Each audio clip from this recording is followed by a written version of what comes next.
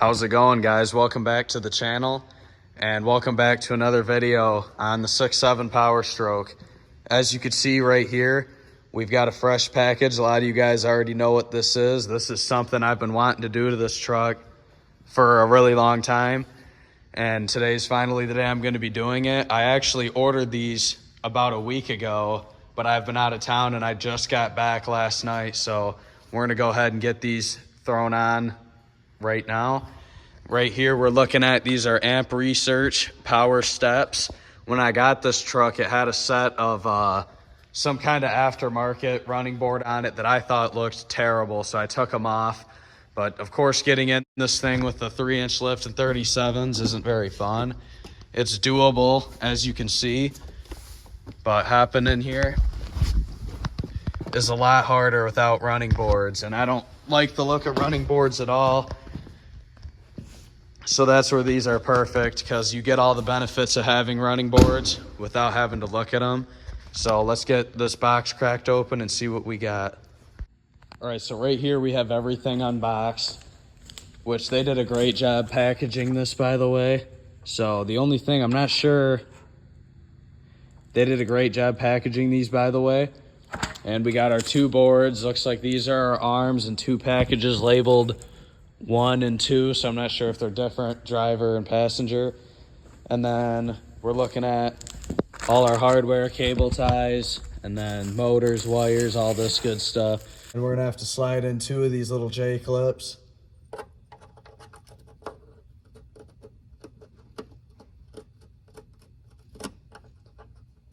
Like so.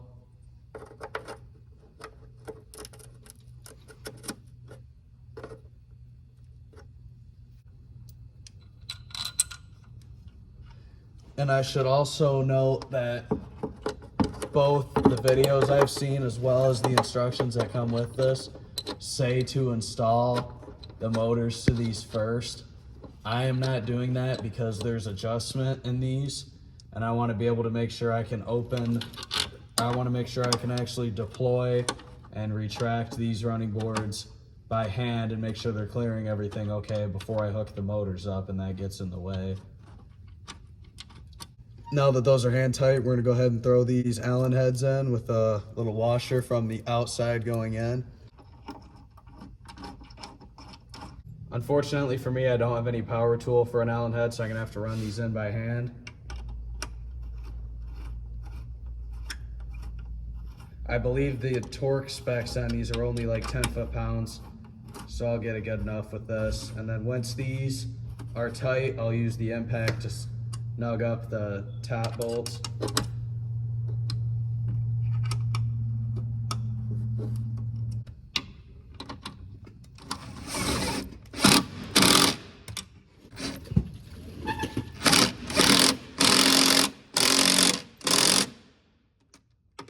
All right, so here we have our boards here, and you're gonna notice it's got this sliding chrome piece here. That's because these are gonna be adjustable, and all these need to do is go ahead and set them on top of that mount there, and then we're gonna run in with our hand tools yet again these skinny little Allen head bits. So let's go ahead. I'm gonna try to get one started on each side, and then we'll snug them up and see how these things go up and down.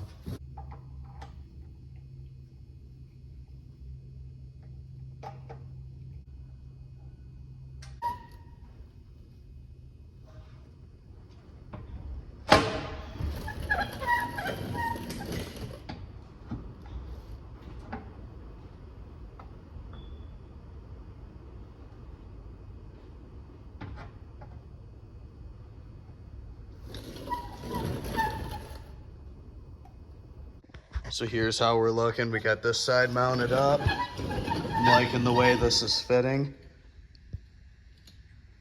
Opens and shuts nicely. Has all the clearance you can need. Stays tucked under like you want it to. I will note that when I first put these on, I did have to tap them left and right to get it how I wanted before I tightened them, because they were a little too far back when I first threw them on. And then at first when I tightened everything up and pushed up on them, it would actually, like, I'd hold it up like this and let go, and it would stay because it was barely catching. These ends were catching on the edge of that rocker there.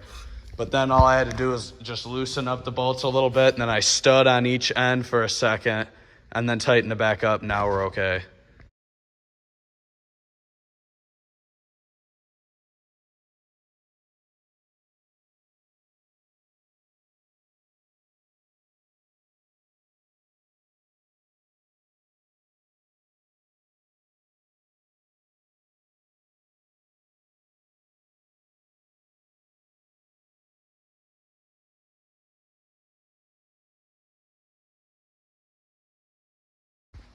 So I officially have both sides bolted up to the rocker.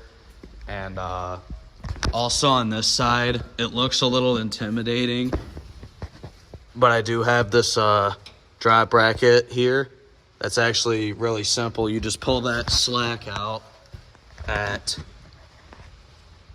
that mount there, pull the slack out and put a vice grip so it can't slide back that way. And then you just pop out that connection, bolt in the bracket to get it up out of the way, and hook it back together, release the vice grip, and you're good to go.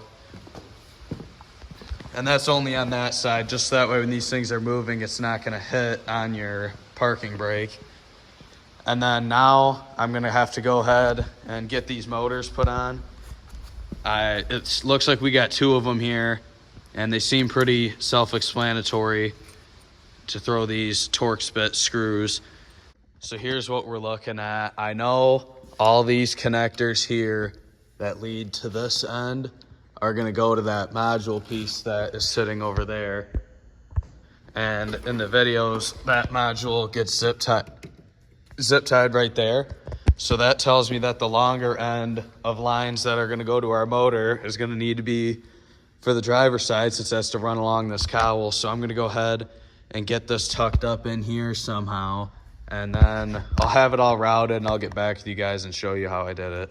So let's look up in here. So you can see I got that controller zip tied back to there. These wires are ran down that hole through the fender well, and then I reached up, grabbed them, pulled them down. I routed it across the top of that cowl. I'm pretty sure you can pop this up and maybe get it under there somehow, but I don't want to break it, so I just went and drilled a couple holes and threw zip ties so it stays away from anything hot. I don't really show off my engine. It's a stock, almost 170,000 mile daily driver. And then I fed that wire down through there. And also those connections to the battery with this little fusible link here. And then this was the hardest part, and it still only took like 2 minutes. This wiring's really easy. Let me turn on my flash. So basically, there's a section of this wire with 2 purple wires coming off of it. And I went ahead and took that rubber plug out here and cut an X shape into it and forced the wires through. And then in a minute, I'm gonna have to take some silicone and put it on that just so it stays 100% watertight. And that way I don't have any new holes drilled through the floor. And also cutting that X shape is gonna allow that wire to have rubber on all sides of it so it's not rubbing on metal and rubs through. And to get to that, all you have to do is pull this kick panel out, take this panel out, which is just clips plus that little push in there. And then I pulled out the floor mat, obviously, and then took the carpet and pulled it back a little bit and ran it from there straight up through the top of the carpet here, where I spliced it into this piece here that goes into the OBD2 port with the provided little crimp connects, and they're color coded. One of them looks like a purple and the other one's purple and black.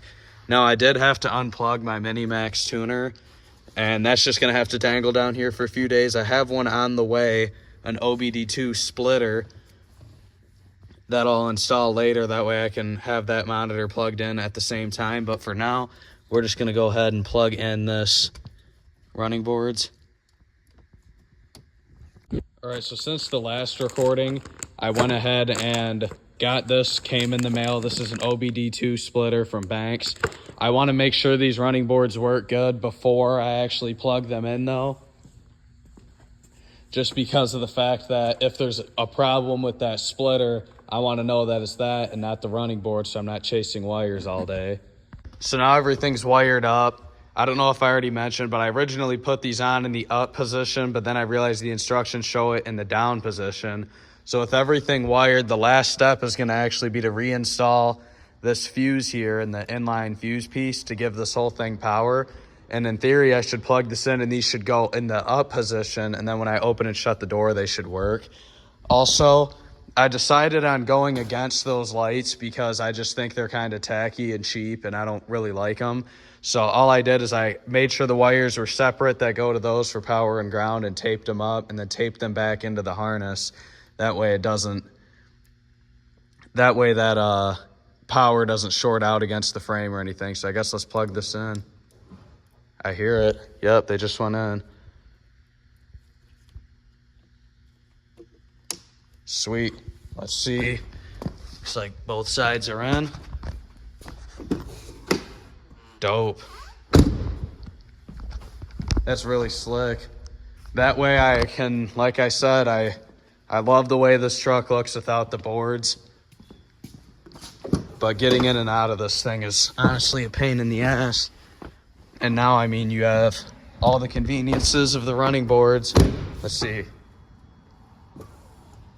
Oop, I guess I didn't put enough pressure on it, maybe.